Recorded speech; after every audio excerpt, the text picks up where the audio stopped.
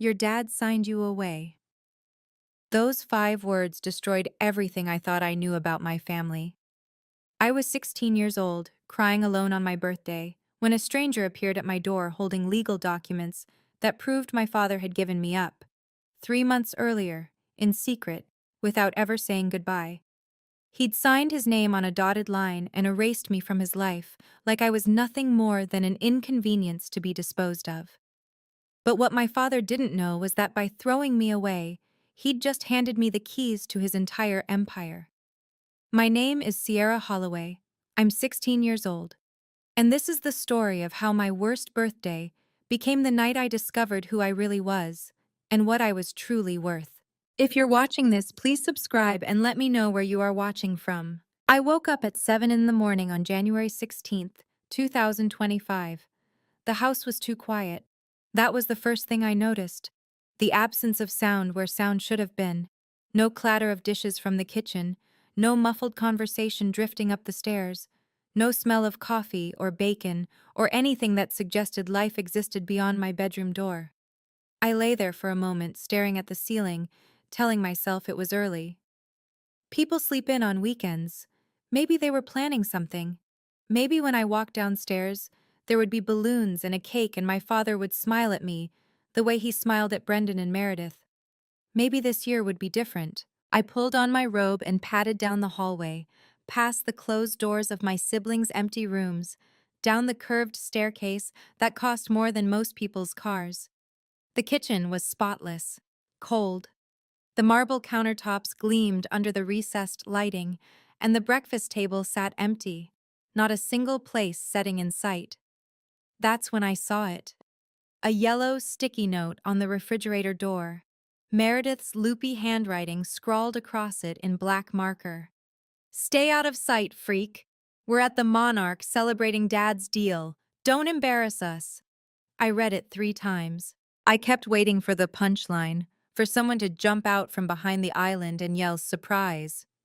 But the house stayed silent, and the note stayed cruel, and I stood there in my bare feet on the cold tile floor, feeling something crack inside my chest. I checked my phone. 0 messages from family, but there was one text from an unknown number sent at exactly midnight. "Happy birthday, sweetheart. Evie." I didn't know anyone with those initials, not yet. I walked through the hallway like a ghost haunting my own house. The walls were lined with photographs, 47 frames to be exact. I'd counted them once, during one of those long afternoons when everyone else was at some event I hadn't been invited to. 47 moments of Hartwell family history, preserved behind glass and mounted in matching silver frames. I stopped in front of the Christmas photo from 2023. There was my father in his charcoal sweater, arm around Victoria's shoulders. Brendan stood to his left, tall and polished, already practicing his future CEO smile. Meredith posed on the right, her red dress perfectly coordinated with the decorations behind her. I wasn't in the picture. I remembered that Christmas. Dad had sent me to Grandma Holloway's house 3 days before the holiday. "She's sick," he'd said. "She needs someone to take care of her." But when I'd arrived, Grandma had been perfectly healthy, confused about why I was there at all. I moved to the next frame. Hawaii, 2022. The whole family on the beach, sunset blazing behind them. I hadn't gone on that trip either. Not enough seats on the flight, Dad had explained, though I'd later seen the booking confirmation for 5 first-class tickets. The pattern repeated itself down the entire hallway. Thanksgiving dinners, birthday parties, graduation ceremonies. In 47 photographs, I appeared in exactly 3, and in each one, I'd been pushed to the edge of the frame, half my body cropped out. I reached behind the bookcase at the end of the hall, into the gap where I'd hidden things as a child. My fingers found the edge of a photograph I'd rescued from the trash years ago. Mom holding me as a baby. On the back, faded handwriting. Catherine and Sierra, 2009. Forever loved. They hadn't just forgotten my birthday. They'd spent 12 years erasing me from this family's history. I called my father at 10 in the morning. The phone rang twice before the call was rejected. Not sent to voicemail. Rejected. He'd seen my name on the screen and pressed the red button. I tried again. Same result. My fingers were shaking when I typed out the text message. Dad, it's my birthday. Can we at least have dinner together tonight? The three dots appeared, disappeared, appeared again. 2 hours later, his response came through. Busy. Victoria planned something at the club. Maybe next week. Maybe next week. I'd heard that phrase 47 times in the past year. I'd started counting after the 32nd time, when I realized it was never going to mean anything. I called Brendan. Straight to voicemail. I called Meredith. She actually answered. What do you want? Her voice was muffled, like she was holding the phone away from her face. It's my birthday. I know I left you a note. You called me a freak. I'm getting my nails done for tonight. Can't talk. The line went dead. I sat on the edge of my bed, hugging my pillow to my chest, and stared out the window at the manicured lawn below. The gardeners had been here yesterday, trimming the hedges into perfect geometric shapes. The pool glittered in the winter sunlight, covered for the season. The three-car garage held my father's Mercedes, Victoria's Range Rover, and Brendan's BMW, all gifts, all gleaming, all symbols of a family I'd never really belonged to. This house was worth $4.2 million. 6 bedrooms, 8 bathrooms, a home theater, a wine cellar, and I had never felt more alone in my entire life. My phone buzzed. Unknown number. EV again. I'll be there at 7 p.m. Don't open the door for anyone else. I pulled the memory box from under my bed. It was an old shoebox, the cardboard soft and worn from years of handling. Inside were the only things I had left of my mother. A silver bracelet engraved with S&C forever, a dried rose from her funeral, a photograph of her laughing in a garden I didn't recognize, and a letter. The letter was the most precious thing I owned. Mom had written it 3 weeks before she died, when the cancer had already taken most of her strength, but not her spirit. Her handwriting was shaky but determined, each word pressed deep into the paper like she was trying to make them permanent. My darling Sierra, it began, if you're reading this, I'm no longer there to tell you in person. So let me say it now, as many times as I can fit on this page. You are loved. You are worthy. You are the best thing I ever did in my life.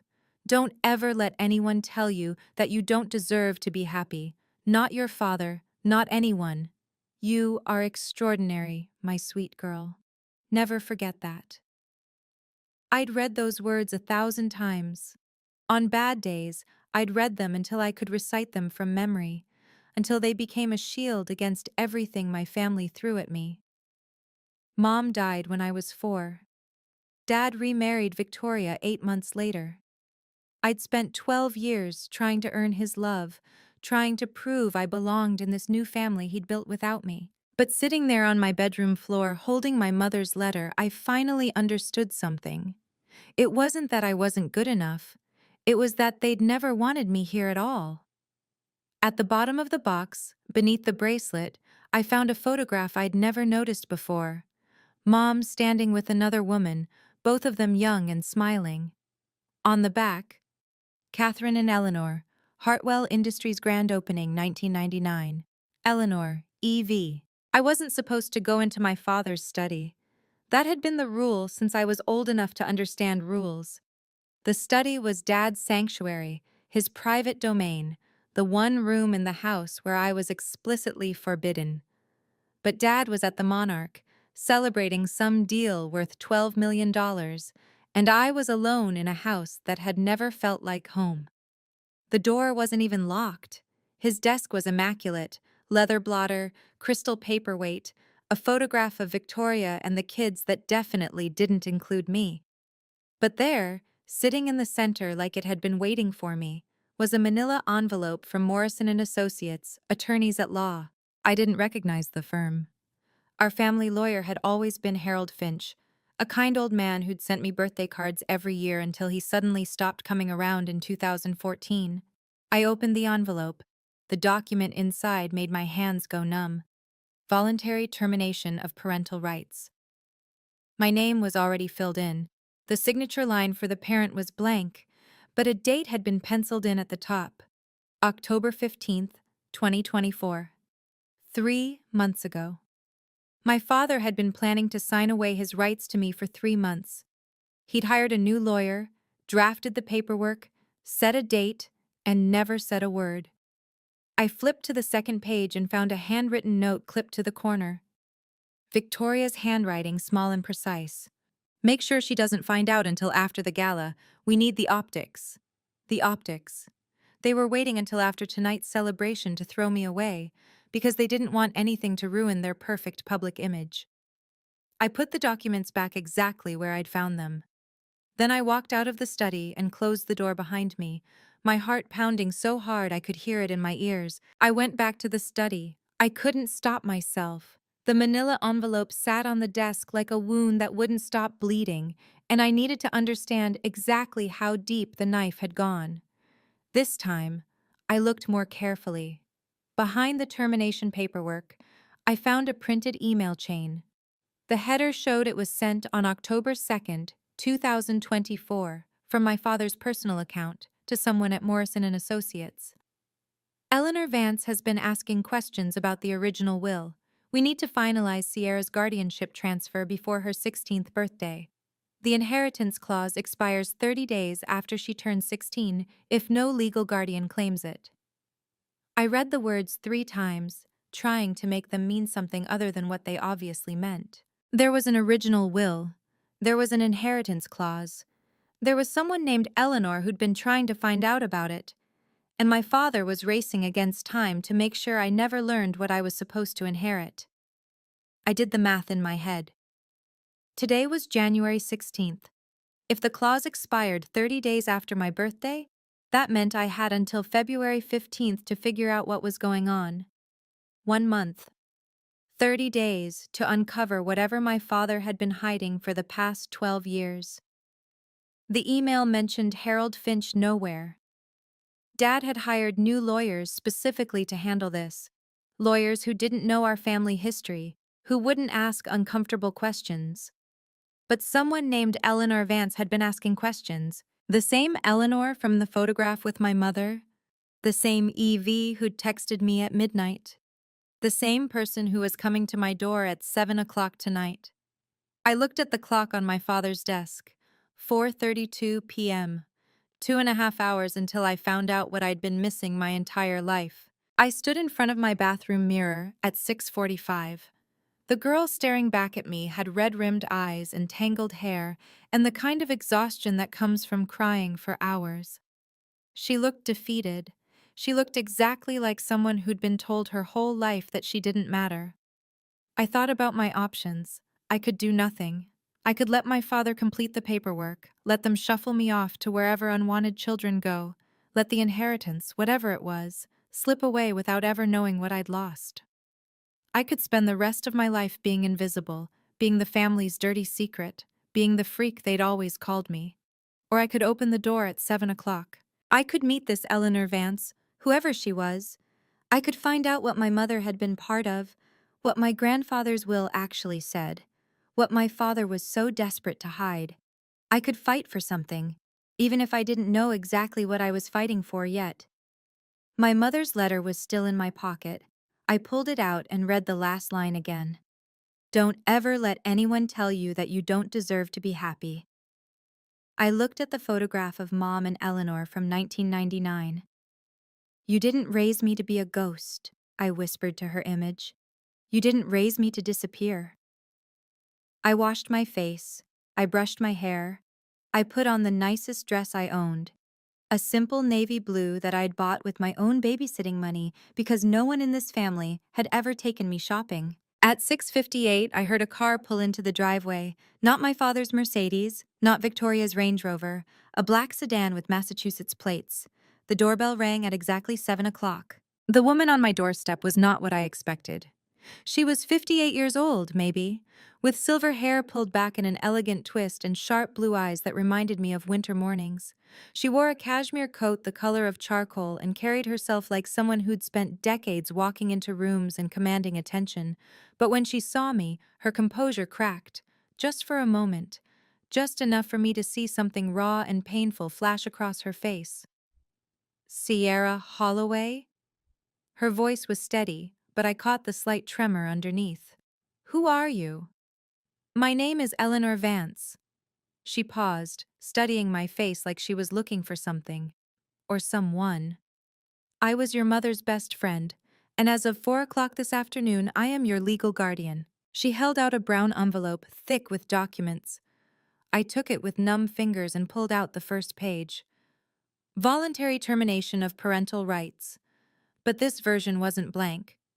My father's signature sprawled across the bottom, notarized and dated October 15th, 2024. He signed it, I heard myself say. He actually signed it. 3 months ago. Eleanor's jaw tightened. He signed you away without telling you, without giving you a choice, without even having the decency to say goodbye. And he did it because he was afraid of you. Afraid of me? I almost laughed. I'm 16. I'm nobody.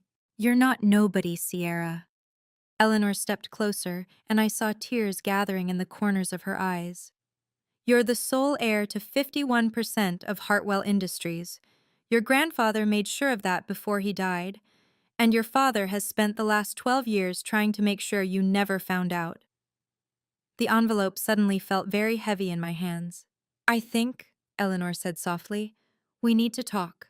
We sat in the living room, a room I'd never been allowed to use when the family was home. Eleanor placed a second envelope on the coffee table between us.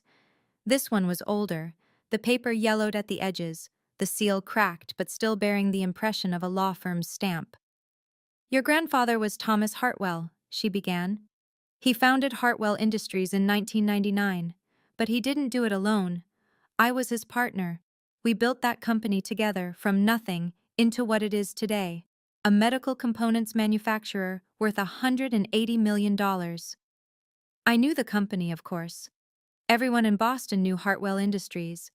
I just hadn't known my family's connection to it went deeper than my father's CEO title. When Thomas wrote his will in December of '99, he included a very specific clause. Eleanor pulled a document from the envelope, thick, legal-sized paper covered in dense paragraphs.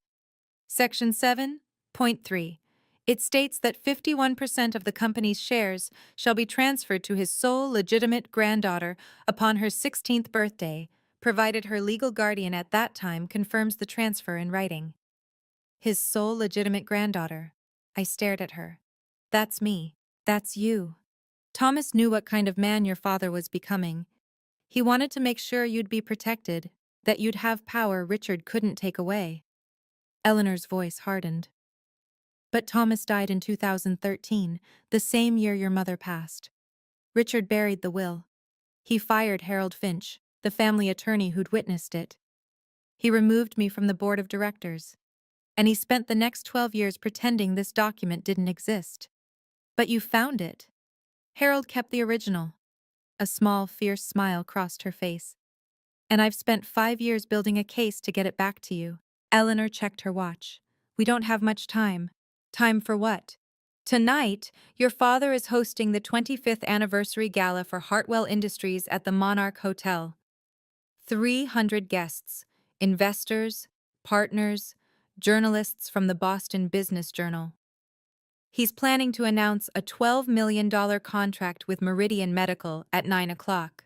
She leaned forward. And at 9:15, we're going to walk in and show everyone exactly who the real owner of that company is. My stomach dropped. You want me to crash my father's party?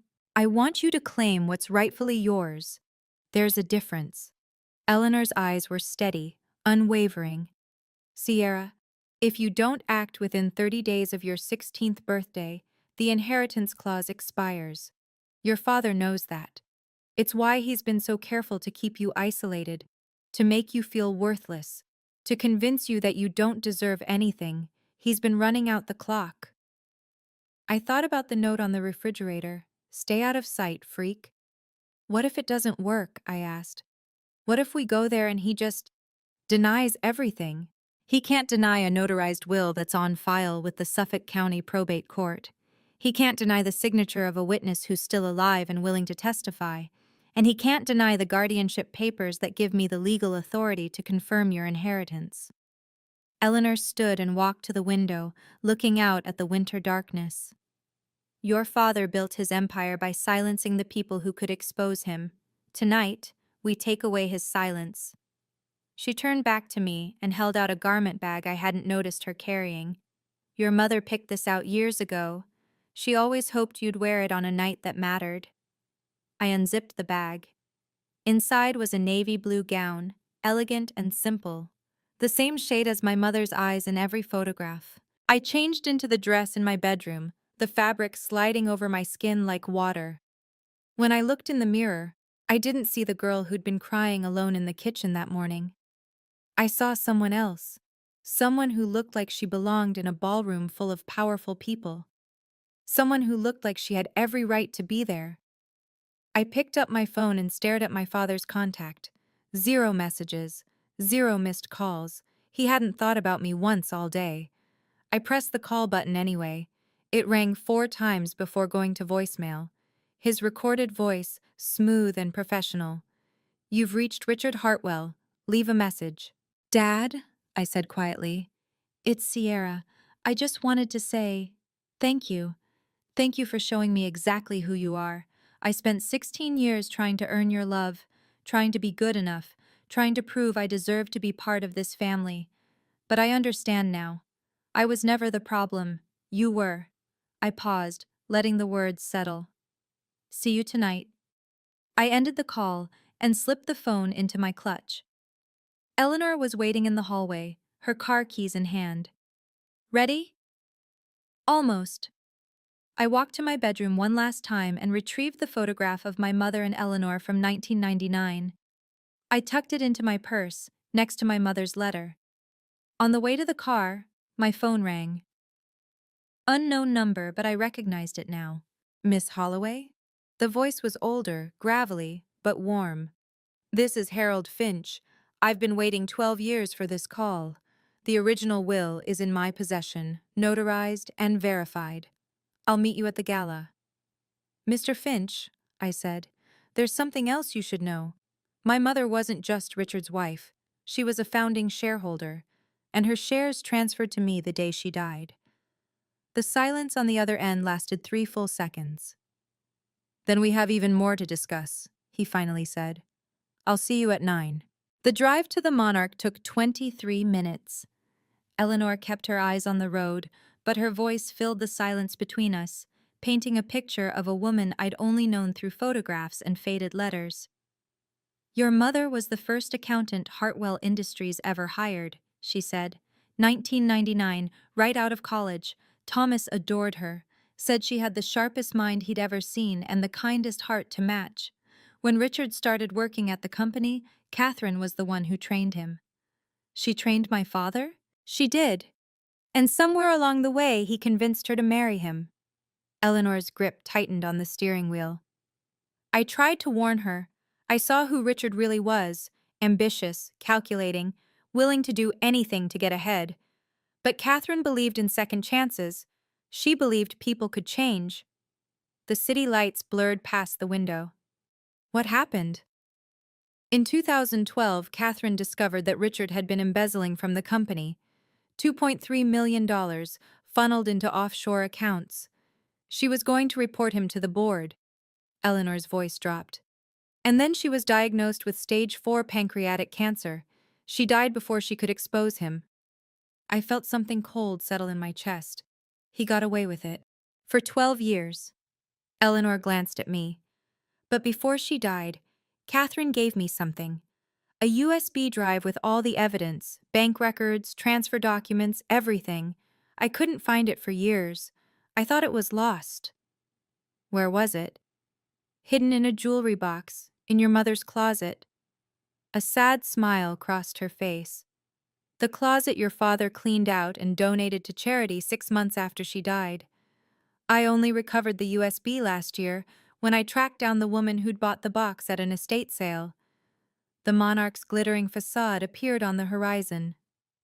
"Tonight isn't about the embezzlement," Eleanor said. "That's a fight for another day. Tonight is about your inheritance, one battle at a time. Harold Finch was waiting for us in the hotel lobby. He was 67 years old, with silver hair and a weathered leather briefcase that looked like it had survived decades of legal battles. When he saw me, his eyes went soft with something that might have been grief. "You look just like her," he said quietly. "Catherine, you have her eyes." "Mr. Finch?" I shook his hand, surprised by the strength of his grip. "Thank you for coming. I've been waiting 12 years for this moment, Miss Holloway. 12 years of watching your father destroy everything Thomas built, knowing I had the evidence to stop him, but no legal standing to use it." He opened his briefcase and withdrew a document. Thick, official, bearing the seal of the Suffolk County Probate Court. "This is the original last will and testament of Thomas Hartwell, dated December 15, 1999. I witnessed his signature. I filed it with the court. And I kept a copy when your father tried to have it destroyed." I took the document carefully, as if it might crumble in my hands. The paper was yellowed but intact, the signatures clear and legible. Section 7.3 was highlighted in faded yellow marker. 51% of Hartwell Industries shares shall be transferred to the sole legitimate granddaughter of Thomas Hartwell upon her 16th birthday, provided her legal guardian at that time confirms the transfer in writing. "Richard fired me in 2014, Finch continued. "He told everyone I'd retired. But the truth was, I refused to destroy this document. I refused to help him steal from his own daughter." He straightened his tie. "Tonight, I testify. And tonight, the truth finally comes out." Through the lobby windows, I could see the grand ballroom doors. Light and music spilled out every time someone entered or exited. My father was in there somewhere, celebrating his empire. He had no idea it was about to crumble. I stood at the edge of the grand ballroom's entrance, looking through the glass doors at a world I'd never been invited to join. Crystal chandeliers hung from the ceiling, casting prismatic light across 300 guests in evening wear. Waiters in white jackets circulated with champagne flutes and silver trays of hors d'oeuvres. A string quartet played something classical in the corner, their music barely audible over the hum of conversation and laughter. A massive banner stretched across the back wall. "Hartwell Industries, 25 years of excellence." And there, at the center of it all, was my father. Richard Hartwell stood near the main stage, shaking hands with a man in an expensive suit, the Meridian medical representative, I assumed. Victoria was beside him, radiant in a red gown that probably cost more than my entire wardrobe. Brendan worked the room like he'd been born to it, all confident smiles and firm handshakes. Meredith posed for photographs with investors, her freshly manicured nails glinting under the lights. They looked perfect. They looked happy. They looked like a family that had deliberately left me behind. "This is his stage," Eleanor said softly, standing beside me. "He's spent 6 months planning this night.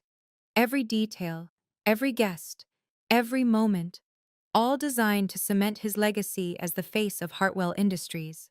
And we're about to take it away from him." "No." Eleanor's hand found my shoulder. "We're about to give it back to the person it always belonged to. There's a difference."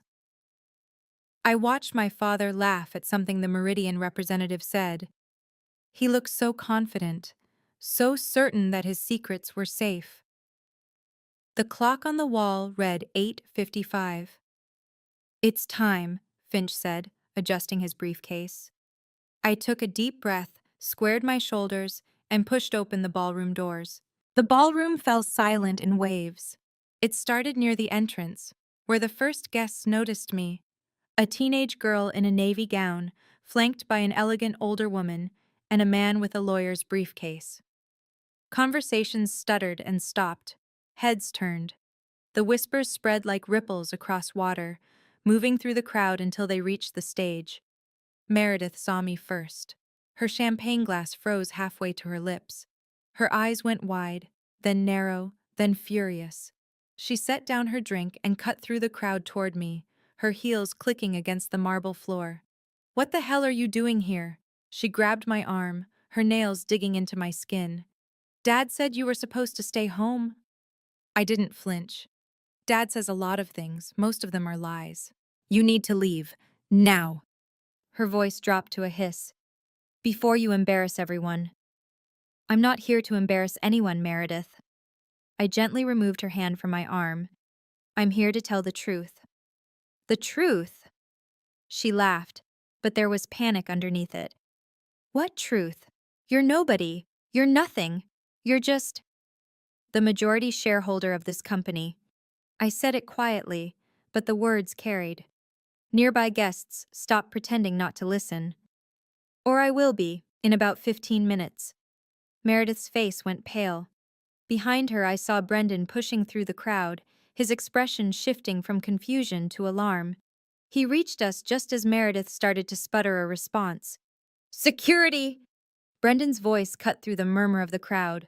We have an intruder! Two men in dark suits started moving toward us from the perimeter of the room, but Eleanor stepped forward, and something in her bearing made them hesitate. I wouldn't do that if I were you, she said calmly. Not unless you want to be named in the lawsuit. Brendan grabbed my wrist hard enough to leave bruises. I don't know what game you're playing, he hissed, trying to drag me toward the exit. But it ends now. You're embarrassing the entire family. Let go of me. You're nothing but a charity case. His voice rose loud enough for the surrounding guests to hear. Dad kept you around for tax purposes. You think anyone here cares about you? You think you matter? I stood my ground. Brendan, do you know why Dad signed away his parental rights 3 months ago? He faltered, just for a second, but I saw it. What are you talking about? He didn't tell you? I tilted my head. He signed papers giving up custody of me in October. Official, notarized. He's been planning to get rid of me for months. That's none of your business. That's a family matter. I'm not family anymore, remember? He made sure of that. I pulled my wrist free. But here's the thing, Brendan. He didn't do it because I'm a freak. He did it because he was afraid I'd find out about grandfather's will. The color drained from Brendan's face. Around us, guests had stopped pretending to have their own conversations. Cell phones appeared in hands. Someone was definitely recording. There is no will, Brendan said, but his voice cracked on the last word. There is. Dated December 1999, filed with the Suffolk County Probate Court, and it says that 51% of this company belongs to me. Brendan opened his mouth to respond, but nothing came out. For the first time in my life, my brother had no words. And across the ballroom, I saw my father finally notice the commotion. His smile vanished. His champagne glass lowered. Our eyes met. He knew. My father crossed the ballroom in 12 seconds. I counted. It gave me something to focus on besides the pounding of my heart. He moved through the crowd like a shark through water, guests parting automatically, conversations dying in his wake. By the time he reached us, his expression had settled into something carefully neutral, but I could see the fury burning underneath. Sierra. His voice was controlled, pleasant, the voice he used for investors and journalists. What a surprise. I didn't realize you were coming tonight. Happy birthday to me, Dad. Or did you forget? A muscle twitched in his jaw. This isn't the time or place for family discussions. We'll talk about this at home. Home? I let the word hang in the air. You mean the house you signed me out of 3 months ago? The guests closest to us went very still. I don't know what Eleanor has been telling you, my father said, shooting a venomous look at the woman beside me. But she's been trying to destroy this company for years. She's manipulating you. Eleanor stepped forward, her voice carrying across the growing circle of onlookers. Richard, I don't need to destroy anything. You've done that all by yourself, every time you lied, every time you hid documents, every time you treated your own daughter like she didn't exist. This is slander. I'll have you arrested. For what? Telling the truth? Eleanor's smile was sharp as glass. For bringing the original will that you tried to bury? My father's gaze snapped to Harold Finch, who had been standing quietly at the edge of our group, briefcase in hand. The color drained from Richard Hartwell's face. Harold. The word came out strangled. You're supposed to be dead? Finch raised an eyebrow. Sorry to disappoint you, Richard. I'm very much alive, and I have 12 years of testimony to deliver. If you're watching this and you've ever felt invisible in your own family, like nothing you did was ever good enough, comment yes below. I want to know I'm not alone. And if you want to see what happened when my father finally saw the will he'd been hiding for 12 years, hit subscribe and keep watching. What comes next changed everything. Victoria appeared at my father's side like a red-gowned shadow. This is absurd. Her voice cut through the murmuring crowd, sharp and dismissive. Richard, why are we entertaining this? She's clearly having some kind of episode. I'm not having an episode, Mrs. Hartwell. Of course you are, dear. Victoria's smile was pitying, the kind adults give to children throwing tantrums. You've always been fragile, unstable. It's not your fault. Mental illness runs in families, and your mother was never quite right either. The words hit me like a slap. Don't you dare talk about my mother. Catherine was a nobody. Victoria's voice rose, playing to the crowd now. A gold digger who trapped Richard with a pregnancy. She was never meant to be part of this family, and neither are you. I felt Eleanor stiffen beside me, but I held up my hand. Let her talk. Let everyone hear exactly who Victoria Hartwell really was. My mother, I said quietly, was the founding accountant of Hartwell Industries. She helped build this company from the ground up. And in 2012, she discovered that her husband had embezzled $2.3 million from the business. The ballroom went silent. She died before she could report it, I continued. But she kept records, bank statements, transfer documents, everything. Victoria's face went white. Across the room, the Meridian medical representative stood up from his table. Mr. Hartwell, he called out, his voice cutting through the silence. What is she talking about? My father didn't answer. He couldn't. Because for the first time in 12 years, someone had finally said the truth out loud, and 300 witnesses had heard every word. I saw a woman near the stage pull out her phone and start typing. Press badge on her lanyard. Boston Business Journal. This wasn't just a family drama anymore. This was news, Brendan snapped. Maybe it was the champagne. He'd been drinking steadily all night. Maybe it was the fear, finally breaking through his arrogant facade. Or maybe it was simply that he'd never learned to control himself when things didn't go his way. He grabbed the microphone from the event coordinator and stormed onto the stage. Ladies and gentlemen! His voice boomed through the speakers, silencing the chaos. I apologize for this disruption. I need to address what you've just witnessed. My father reached for him. Brendan, don't. But Brendan was already talking. This girl, he pointed at me, his hands shaking with rage, is my half-sister. A mistake from my father's first marriage.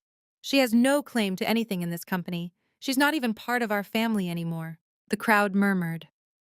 My father signed away his parental rights months ago, Brendan continued, apparently thinking this helped his case.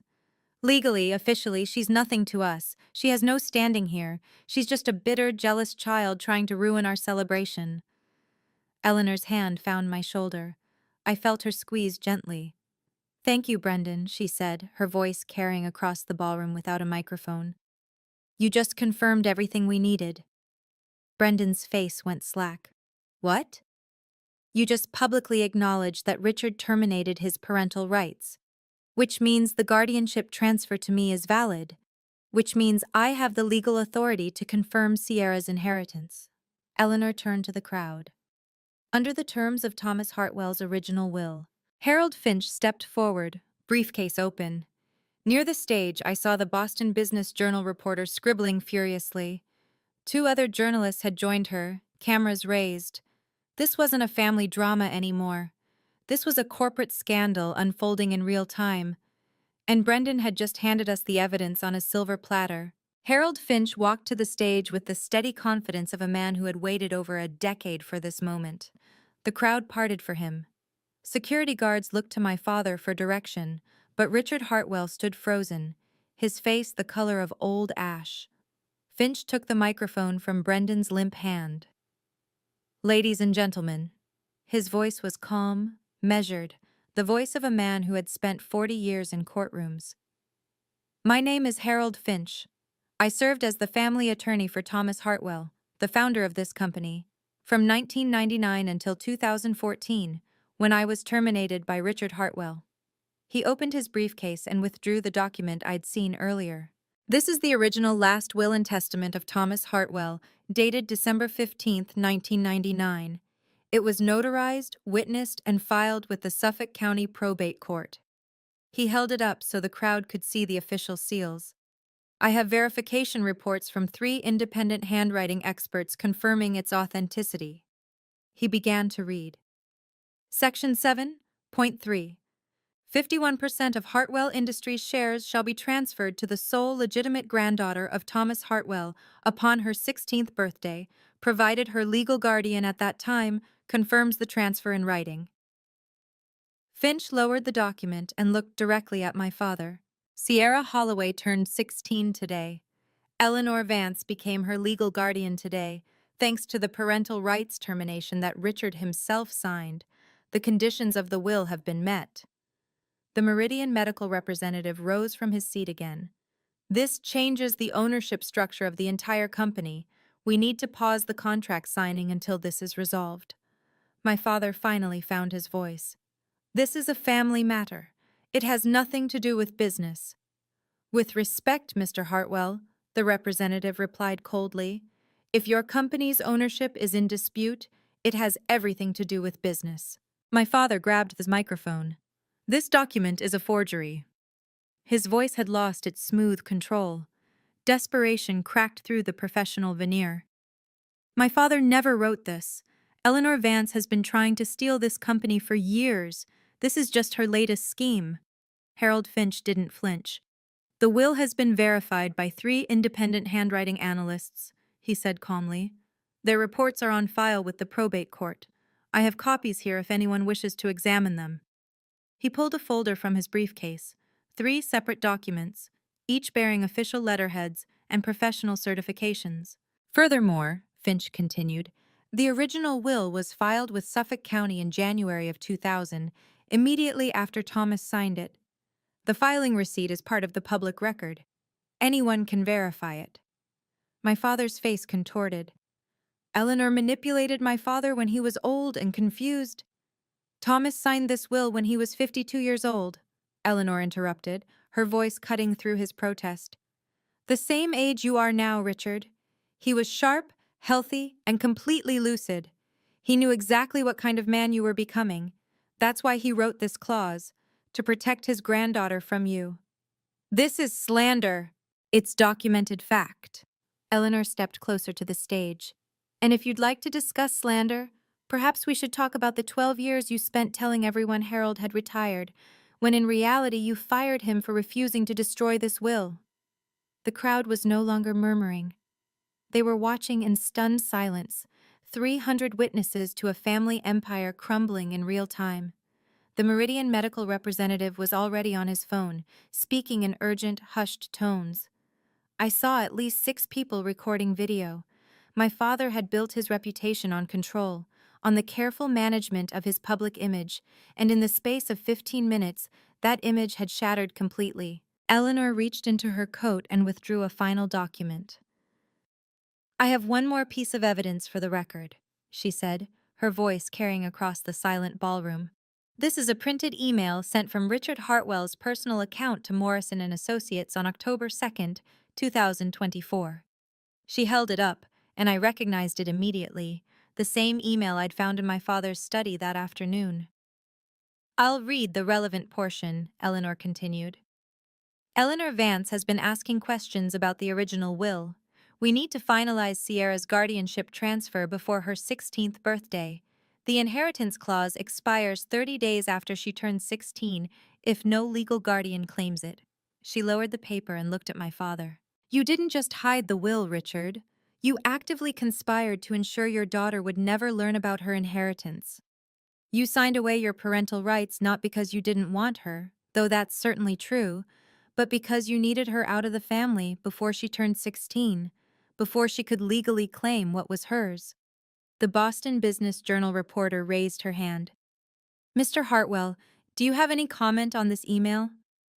My father's mouth opened, closed, opened again. No words came out. Victoria clutched his arm, her perfect composure finally cracking. Richard, say something. Deny it. But there was nothing to deny. The email was real. The will was real. The guardianship papers were real. Every lie he'd told for 12 years was unraveling in front of 300 witnesses and multiple journalists. Some guests were already heading for the exits, unwilling to be associated with the scandal. Others remained rooted in place, unable to look away from the spectacle. The Meridian medical representative ended his phone call and walked toward the stage. Mr. Hartwell, he said flatly, we'll be in touch. Our legal team will review the situation before any further discussions. The $12 million deal was dead. I walked to the stage. My legs felt unsteady, but I kept moving. Past the frozen security guards, past my shell-shocked siblings, past my father who seemed to have aged 10 years in the last 20 minutes. Harold Finch offered me the microphone, and I took it with hands that barely trembled. 300 faces stared up at me. Investors, partners, journalists, people who had never known I existed until tonight. My name is Sierra Holloway, I said, and my voice came out stronger than I expected. I am the granddaughter of Thomas Hartwell and the daughter of Catherine Holloway, two people who helped build this company from nothing. I paused, letting the words settle. For 12 years, I was told I was a burden, a freak, someone who didn't belong. I was erased from family photographs. I was excluded from holidays and celebrations.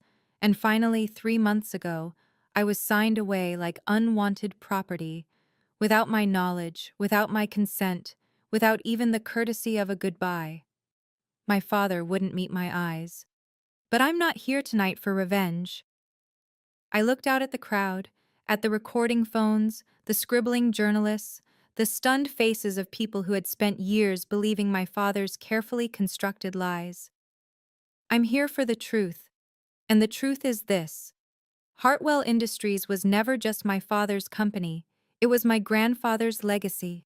It was my mother's work, and now it's mine to protect. I handed the microphone back to Finch. I don't want to destroy this company, I said, loud enough for everyone to hear. I want to rebuild it, with integrity, with transparency, with respect for everyone who helped create it. For a long moment, the ballroom was silent. Then someone near the back began to clap. Others joined.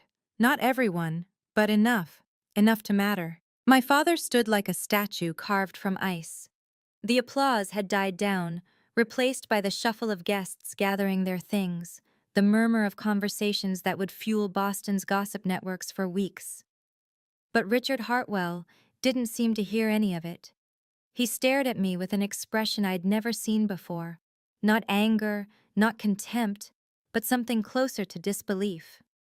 As if he couldn't comprehend that the daughter he'd spent 12 years erasing had just dismantled his empire in 15 minutes.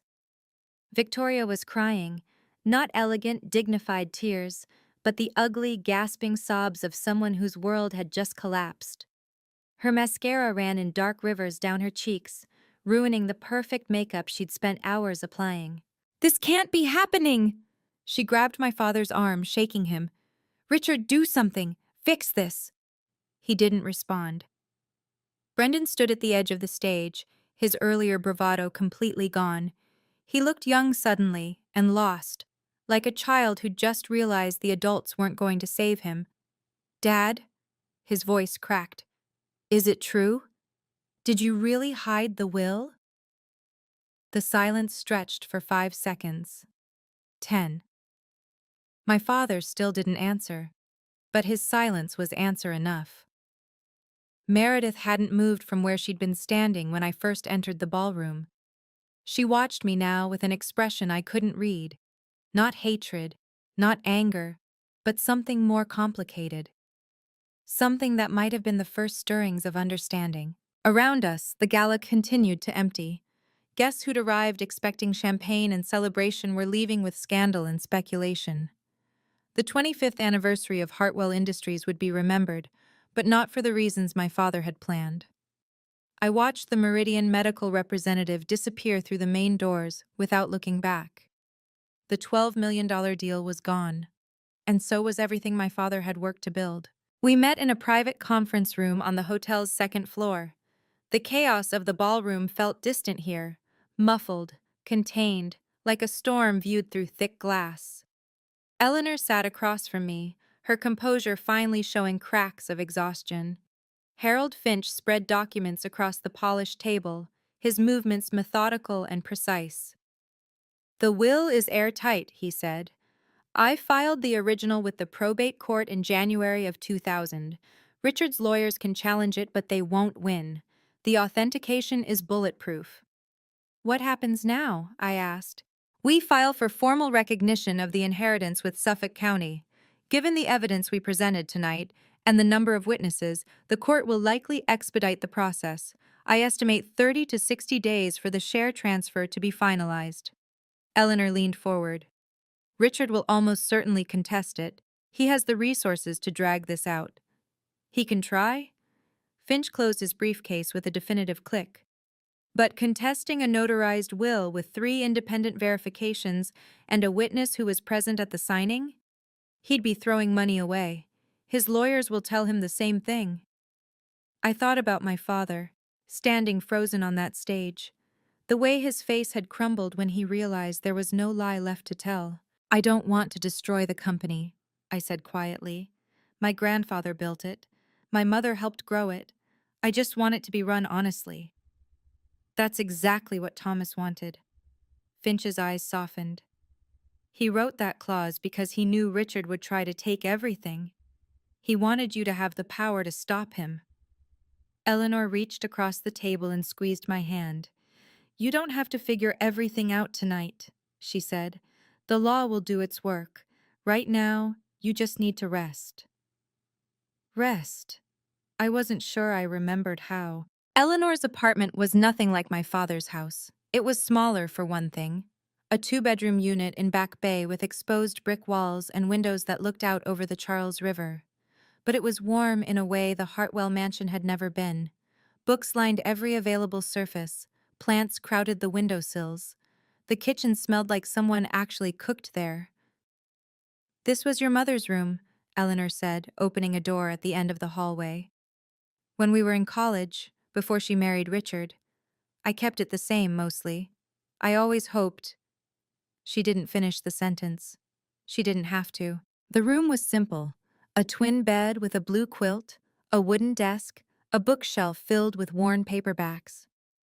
On the wall hung a framed photograph of 2 young women laughing in front of a Christmas tree, their arms around each other, my mother and Eleanor, before everything went wrong. "You can change anything you want," Eleanor said. "Paint the walls, get new furniture. This is your home now, for as long as you want it to be." My home. I sat on the edge of the bed, running my fingers over the quilt. It smelled faintly of lavender, like someone had been washing it regularly, even though no one had slept here in years. "You don't have to be strong right now," Eleanor said softly. "You've been strong enough for one lifetime already. It's okay to let go." I didn't realize I was crying until I felt the tears on my cheeks. But these weren't the tears I'd cried that morning, alone in a cold kitchen with a cruel note on the refrigerator. These were different. These were the tears of someone who had finally, after 16 years, found a place where she belonged. Eleanor held me while I sobbed, and she didn't let go. My phone buzzed at 11:30 that night. I was lying in my mother's old bed, exhausted but unable to sleep, staring at the shadows on the ceiling. Eleanor had made me chamomile tea and toast, had sat with me until my tears ran dry, had finally retreated to her own room with a promise that she was just down the hall if I needed her. The text was from Meredith. I stared at her name on the screen for a long moment before opening it. I didn't know about the will. I didn't know Dad signed you away. I thought, I thought you just didn't want to be part of the family. I read the words 3 times, trying to find the angle. Meredith never did anything without a reason. Every kindness came with strings attached. Another message appeared. I'm sorry for calling you a freak. I was wrong. 2 sentences, 12 words. Nothing that could undo 12 years of cruelty. But something in my chest shifted anyway. I didn't respond. Not yet. I needed time to figure out what I felt, what I wanted, whether forgiveness was even possible. Meredith's apology didn't erase the notes on the refrigerator, the whispered insults, the years of being treated like an unwanted guest in my own home.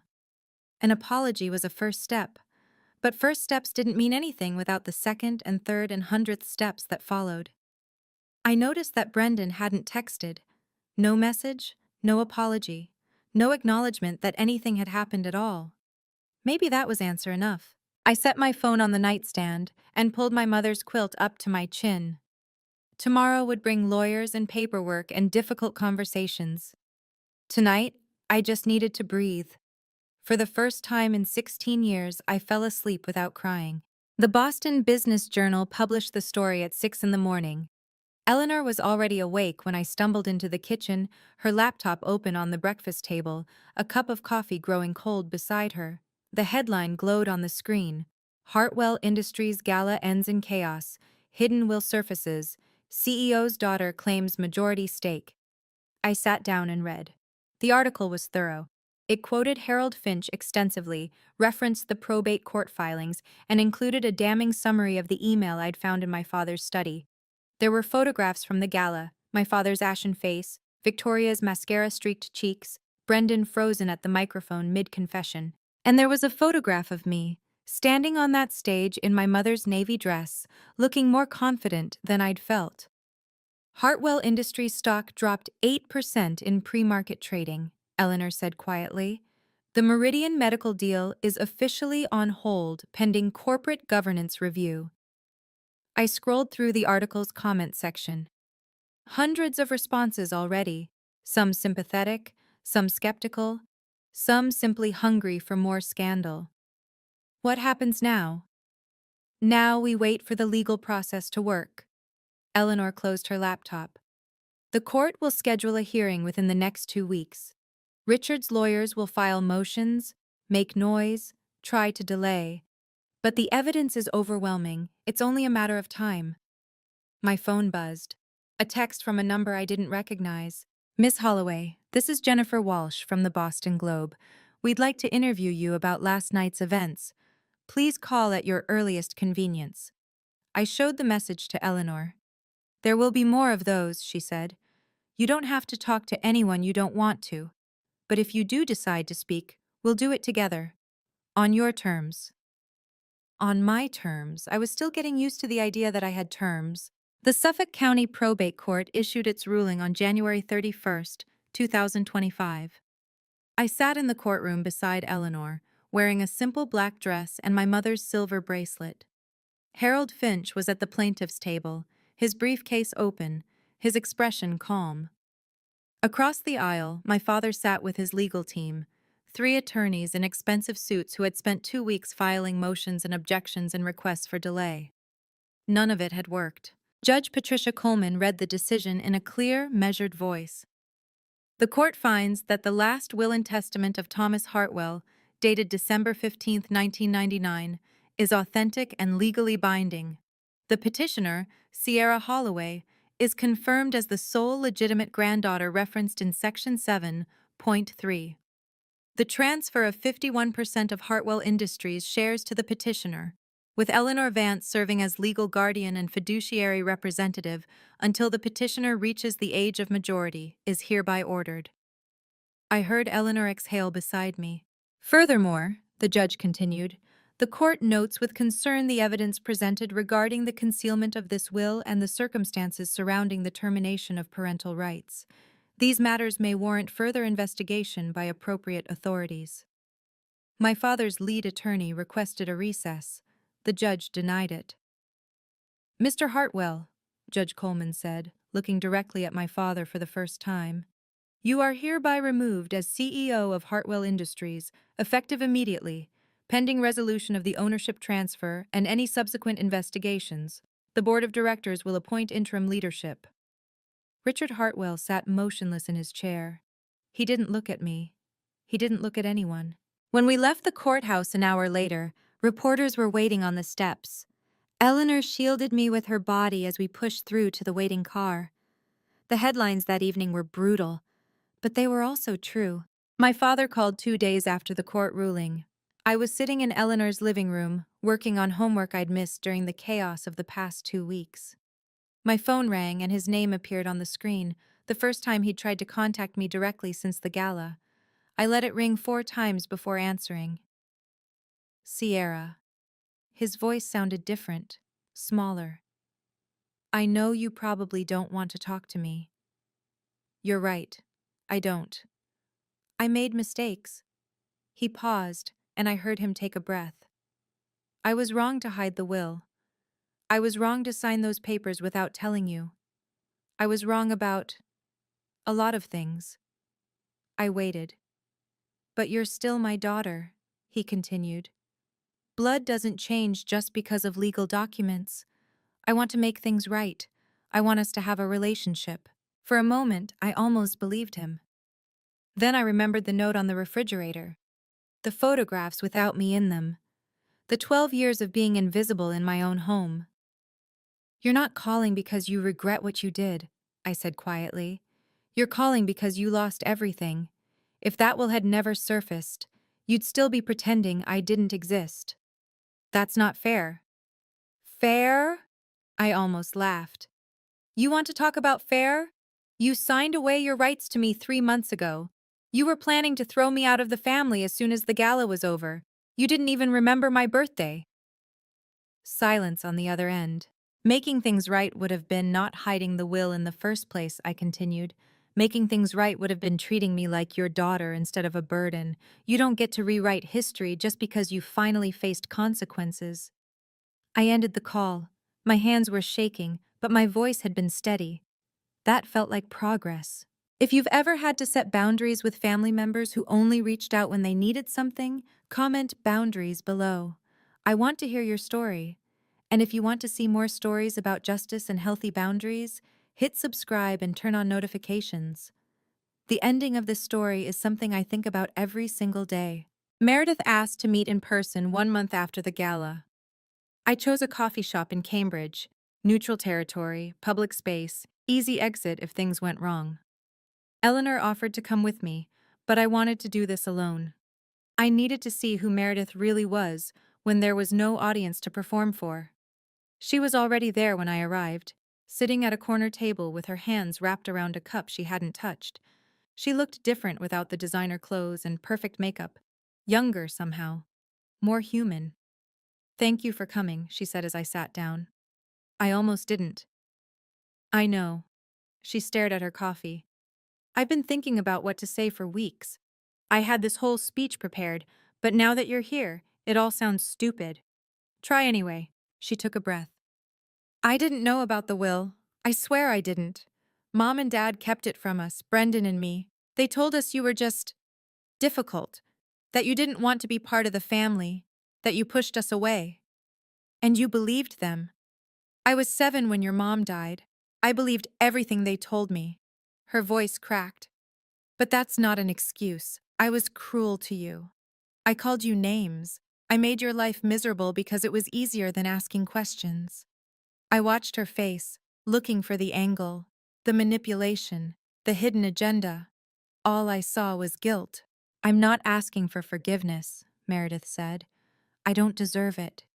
I just wanted you to know that I see it now, what they did, what I helped them do. She finally met my eyes. I want to be better. I don't know how, but I want to try. Words are easy, I said.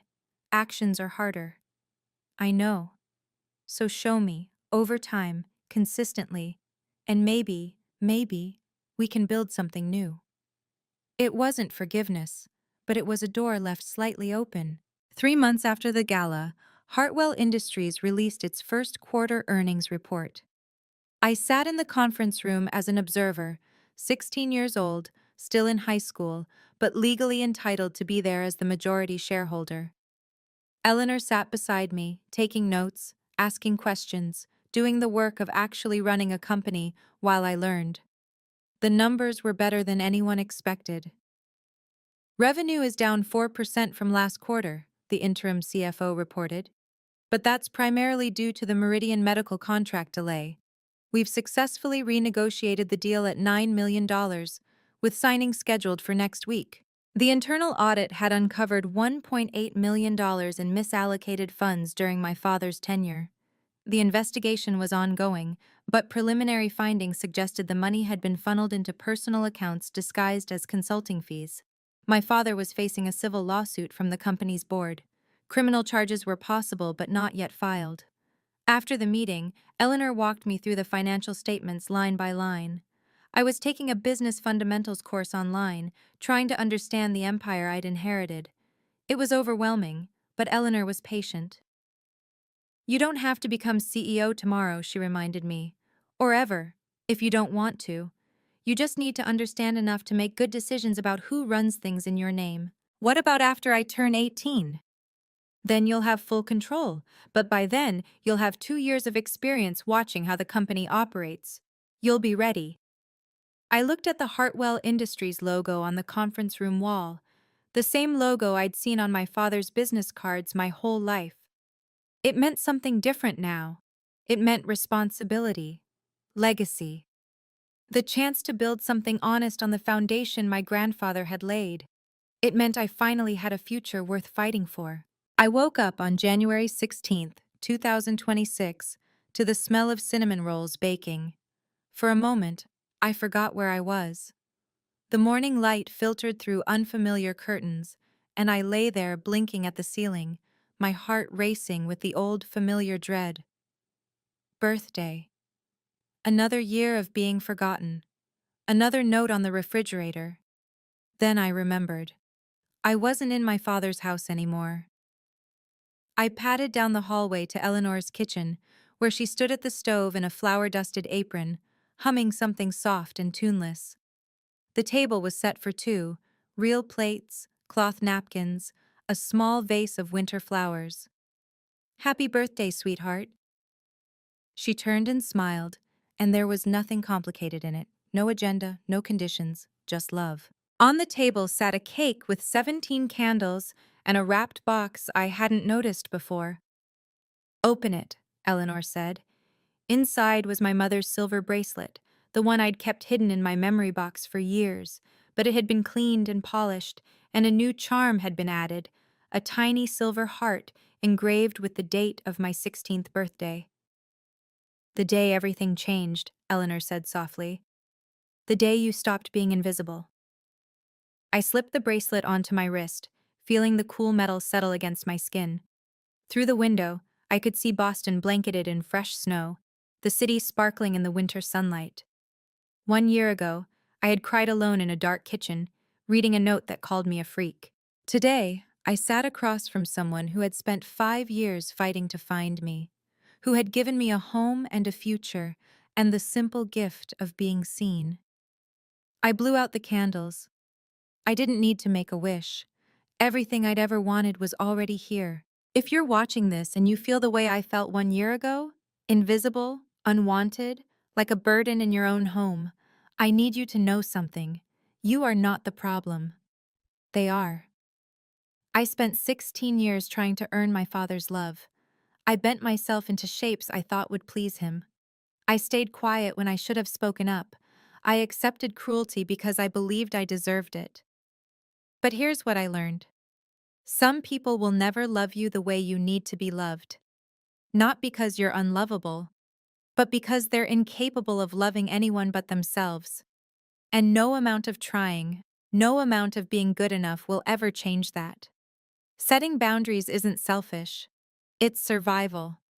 Walking away from people who hurt you isn't giving up, it's choosing yourself. And sometimes, the family you're born into isn't the family you're meant to keep. I don't hate my father. Hating him would mean he still has power over me, and I'm done giving him that. I feel something closer to pity now. For a man so consumed by greed that he threw away his own daughter, rather than share what was never really his. My relationship with Meredith is complicated. We're building something slowly, carefully, with clear boundaries and realistic expectations. Brendan still hasn't reached out. Maybe he never will. I've made peace with that. Eleanor is my family now. Not because of blood or legal documents, but because she chose me. She fought for me. She showed up when no one else would. And that's what family really means. Thank you for listening to my story. If it helped you in any way, share it with someone who needs to hear it. And remember, you deserve to be loved. Not because you're perfect, but because you exist. That's enough. That's always been enough. Thank you for watching until the end. If this story touched you, please hit like and subscribe to support the channel. Comment below. Have you ever had to set boundaries with family? I want to hear your experience. And don't forget to check the description for more stories like this one. Stories about justice, courage, and finding where you truly belong.